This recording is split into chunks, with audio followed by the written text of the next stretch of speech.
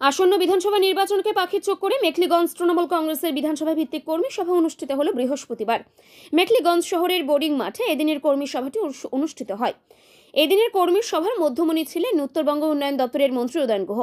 মেখলিগঞ্জ বিধায়ক পরেশচন্দ্র অধিকারী সভাপতিত্বে এদিনের কর্মী সভা অনুষ্ঠিত হয়। মন্ত্রী উদয়ন গুহ ছাড়াও এদিনের কর্মী সভায় উপস্থিত ছিলেন কোচবিহার জেলা তৃণমূল কংগ্রেসের সভাপতি অভিজিৎ দে ভৌমিক, জেলা সহসভাপতি আব্দুল জলিল আহমেদ, জেলা চেয়ারম্যান গিরীন্দ্রনাথ বর্মন, প্রাক্তন 2 বনমন্ত্রী বিনয় কৃষ্ণ বর্মন ও হিতেন বর্মন, কোচবিহার বিধানসভার বিধায়ক জগদীশ চন্দ্র বর্মা বসুনিয়া, কোচবিহার জেলা তৃণমূল কংগ্রেসের জেলা সম্পাদিকা অঙ্কিতা অধিকারী সহ অন্যান্যরা। এদিনের সভায় আগামী বিধানসভা নির্বাচনে কোচবিহার জেলার 9টি বিধানসভা কেন্দ্রে তৃণমূল কংগ্রেসের প্রার্থীদের জয়যুক্ত করার আহ্বান জানান বক্তারা। এদিনের সভায় মা মাটি মানুষের সরকারের উন্নয়নের ধারা তুলে ধরেন বক্তারা। সভায় প্রায় 16,000 কর্মী সমর্থকদের সমাগম হয়েছে বলে জানান মেখলিগঞ্জ বিধায়ক পরেশচন্দ্র অধিকারী। এদিনের কর্মী সভা নিয়ে একে জানালেন উত্তরবঙ্গ উন্নয়ন দপ্তরের মন্ত্রী উদয়ন গুহ ও মেখলিগঞ্জ বিধায়ক পরেশচন্দ্র অধিকারী। আসুন শুনে নেওয়া যাক। আজকের এই জনসভা প্রসঙ্গে বলেন যদি। এই তো জনসভা ভালো, সবচেয়ে যে 5টা জনসভা হলো তার মধ্যে মানে সবচেয়ে বড় জনসভা মানে এখন পর্যন্ত। আরো 4টা বাকি আছে, এদের হারাতে পারিনি। দাদা, আপনাদের মেখলিগঞ্জে গোষ্ঠীকন্দল আছে পার্টির? ওটা দেখি না তো, গোষ্ঠীকন্দল হলে এত লোক হয় নাকি? তা আমরা তো প্রতিদিন ফেসবুকে দেখতেছি এখানে দুর্নীতি মুক্ত মেখলিগঞ্জ গড়ে তুলতে হবে। সে ভালো তো, যদি কেউ এটা বলে যে দুর্নীতি মুক্ত মেখলিগঞ্জ গড়ে তুলতে হবে, ভালো। সে তো আবার টিএমসি এখানে অনেক সমস্যা হয়।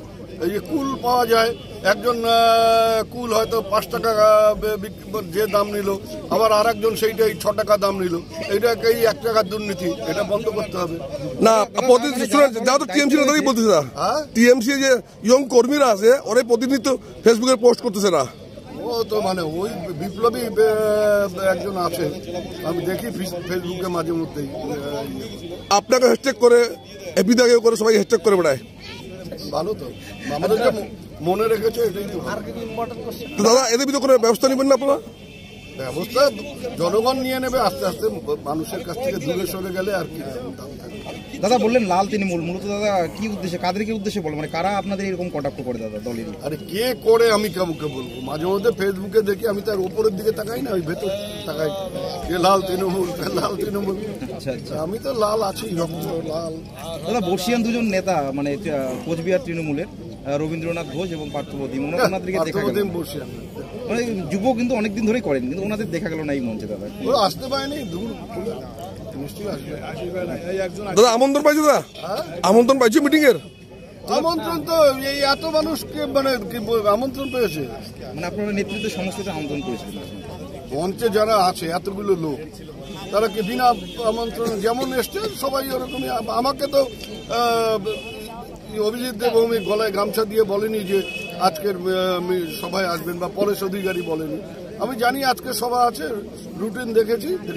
দাদা দাদা যে বিএসএফ প্রতিনিয়ত একটা সমস্যা তৈরি করে, এবং আজকে যেটা কিছুদিন আগে দেখা গেল যে বিএসএফ তারকাটা বেড়া গ্রামবাসীদের দ্বারা বিএসএফ দিচ্ছে, তো এই বিষয়টা নিয়ে কি বলবেন? বিএসএফ দিচ্ছে মানে বিএসএফই তো দেবে না, জিরো পয়েন্টে দিচ্ছে, এবং 0 পয়েন্টে তো আমাদের দাবি তো 0 পয়েন্টে দেওয়া উচিত। 0 পয়েন্টে দিলে পারে এই সমস্যাই থাকে না, গেটও করতে হবে না, মানুষের জমিও যাবে না, ওখানে ওই 6 ফিটের ওপরে চাষ করা যাবে না, সেটাও ইয়ে হয় না। এগুলো কৃষকদের কাজে বাধা দিচ্ছে বাংলাদেশের বিজেপি, অর্থাৎ ইউনিট সরকারের যে বর্তমানে নিরাপত্তা রক্ষী রয়েছে, ওনারা এসে বাধা দিচ্ছে বারংবার কৃষকদের। আপনারা হয়তো গোলমাল পাকাবার চেষ্টা। দাদা মেখলিগঞ্জে রাবণকে বধ করতে হবে, রাবণকে বধ করতে হবে বলে। রাবণ তো সব জায়গায় বধ হবে। হ্যাঁ, রাবণ তো বধ হবে সবাই, সব জায়গায়। কাকু, আজকে আপনাদের জনসভাটা কেমন হলো? জনসভা তো ফাটাফাটি জনসভা। আমরা আগেই বলছিলাম যে 2026-এর খালি ট্রায়াল শুরু, এরপরে আসল পিকচার হবে এরপরে। তা আজকে সভা দিয়া কত লোক হচ্ছে এখানে? আমরা তো 14,000-এর উপরে লোক আছে এই মাঠে, আমরা সেটা হিসাব করেছি। আমাদের চেয়ার টেয়ার নিয়ে, বাইরে দাঁড়া করানো নিয়ে একটা আন্দাজে আমরা বলছি। জেলা সভাপতি কি বলে গেলেন? জেলা সভাপতি বললেন যে আগামীকাল যে মিটিং আছে সেখানে যত চাপ থাক তাও আসবেন, কারণ সেই মিটিংয়ে আপনাকে থাকতে হবে। আর উত্তরবঙ্গ উন্নয়ন মন্ত্রী বলছে যে আমি যে টাকা দেই সেই টাকার হিসাব আবার দিতে হবে জনগণের কাছে। আমি আগামীতে 20 কোটি টাকার মেখলিগঞ্জের দেবেন, সেই প্রতিশ্রুতি দিয়ে গেলেন। এবার কি কি ডেভেলপমেন্টের কাজ হবে?